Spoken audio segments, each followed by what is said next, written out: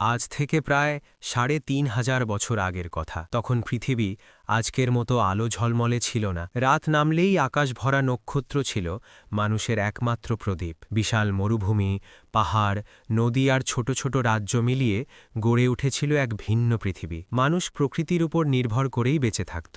গম, যব, খেজুর আর আঙুর ছিল তাদের জীবনের ভরসা। নদীর পানি ছিল সোনার চেয়েও মূল্যবান। কিন্তু মানুষের অন্তর ছিল বিভক্ত। কেউ সূর্যকে প্রভু মানত, কেউ আগুনকে, কেউ গাছ কিংবা নদীকে। সত্যের আলো ম্লান হয়ে গিয়েছিল কুসংস্কার আর জুলুমের অন্ধকারে। এই সময়ই ছিল এক বিশাল সাম্রাজ্য। আদুরিয়া, উত্তরে পাহাড়, দক্ষিণে মরুভূমি, পশ্চিমে প্রশস্ত নদী, পূর্বে গভীর অরণ্য, বাণিজ্যে সমৃদ্ধ, সোনায় মোড়া প্রাসাদে ভরা রাজধানী। আর সেই সাম্রাজ্যের শাসক রাজা জালিমান। শৈশব থেকেই সে বিলাসিতায় বড় হয়েছে।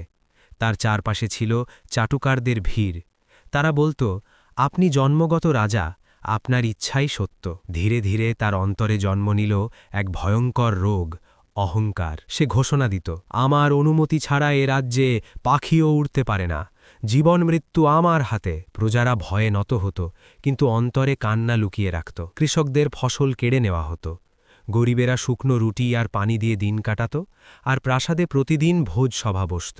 ঠিক এমন সময়ে এক অচেনা দরবেশ প্রবেশ করলেন রাজ্যে। নাম কেউ জানত না। প্রজারা তাকে ডাকত হাকিম। গায়ে ছিল মোটা কাপড়, হাতে লাঠি, কাঁধে ছেঁড়া ঝোলা, ঝোলায় শুকনো রুটি আর কয়েকটি পাণ্ডুলিপি। কিন্তু তার চোখে ছিল গভীর শান্তি। তিনি প্রথমে রাজধানীর বাইরে এক গ্রামে আশ্রয় নিলেন। অসুস্থকে পানি খাইয়ে দিলেন, ক্ষুধার্তকে নিজের রুটি ভাগ করে দিলেন, বৃদ্ধাকে কাঁধে তুলে নদী পার করালেন।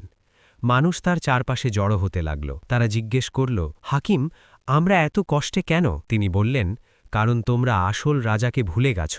রাজাকে ভয় করো, কিন্তু আল্লাহকে ভয় করো না।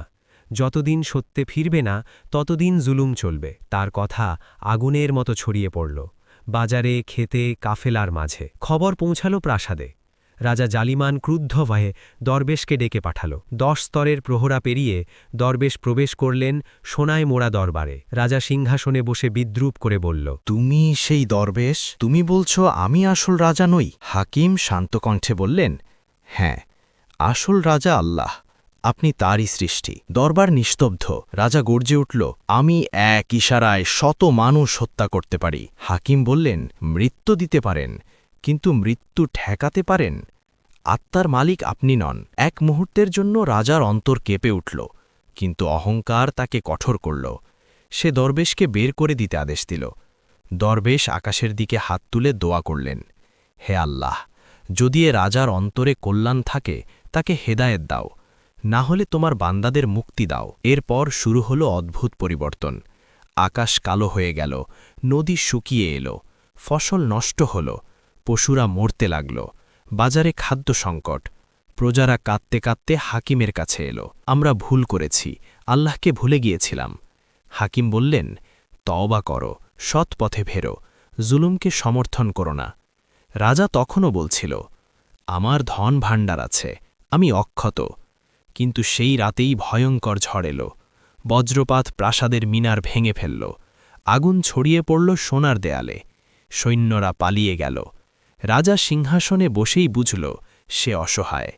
ধন ভাণ্ডার, সৈন্য, সোনা কিছুই তাকে রক্ষা করতে পারল না। প্রাসাদ ধ্বংস হল। রাজা পতিত হল নিজের অহংকারের নিচে। ভোর হলে প্রজারা দেখল জুলুমের প্রাসাদ ভস্ম হয়ে গেছে।